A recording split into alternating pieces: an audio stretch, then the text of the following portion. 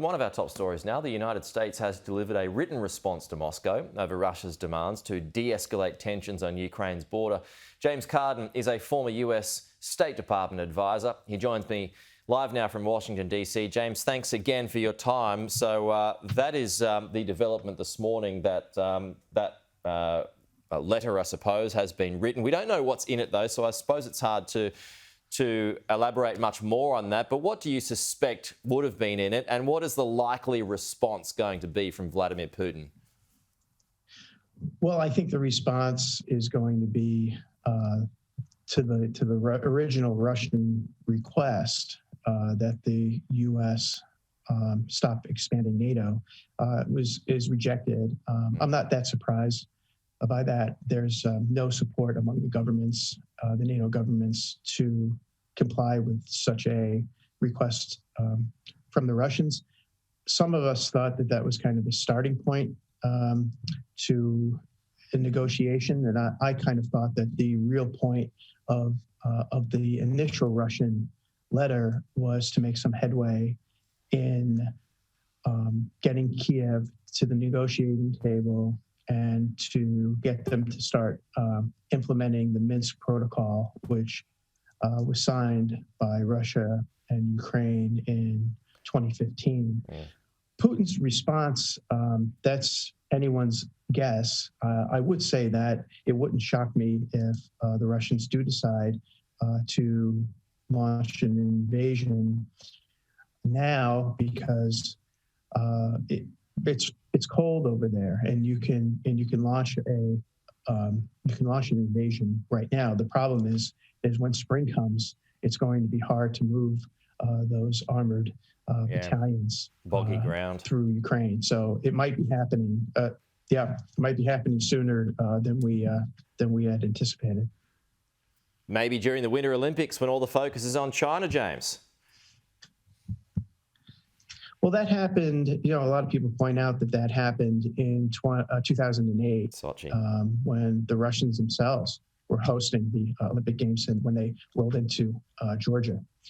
So right now it's anyone's guess. I think it's a real tragedy that the U.S. and our NATO partners didn't at least use the original Russian letter as a jumping off point to negotiations, rather than just dismissing it all out of hand, because after all, they do have legitimate security interests in the region. And I think that if we keep ignoring them, as we've done over the past 20, 25 years, that no good is going to come from it. And unfortunately, it's going to be the people in Ukraine that suffer. Yeah, and Vladimir Putin, it's interesting you point out Georgia there, because he did the same thing at Sochi back in 2014 too, when the focus was on the Winter Olympics.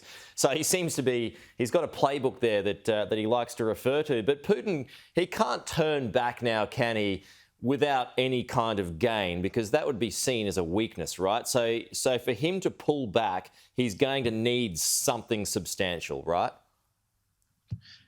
Maybe, maybe not. The Russians throughout the past several weeks have repeatedly said that they have absolutely no intention of invading. So in a way, they've been preparing for this rejection. And I think that allows them to save a little bit of face.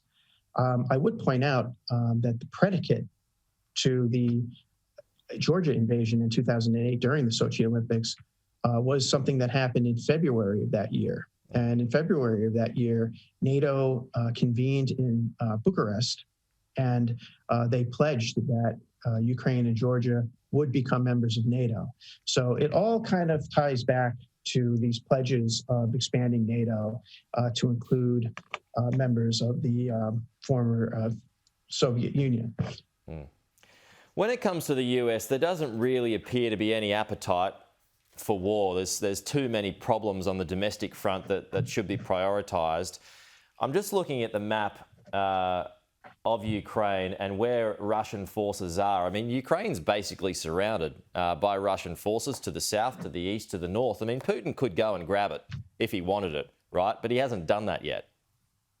That's right. And there have been constant predictions that Putin was going to take over the entirety of Ukraine since the initial crisis flared up in 2014. I would say that looking at a map is something that American and NATO policymakers should do, because the map would also show that Ukraine is 4,500 miles from the United States. We have no national strategic interests in that country, and that expanding the greatest military alliance in the history of mankind, which is how NATO often bills itself, to Ukraine poses an existential threat to the Russians, and that's why they're reacting. And we do, as distasteful as those in the West believe Putin is and believe dealing with the Russians is, we have to sit down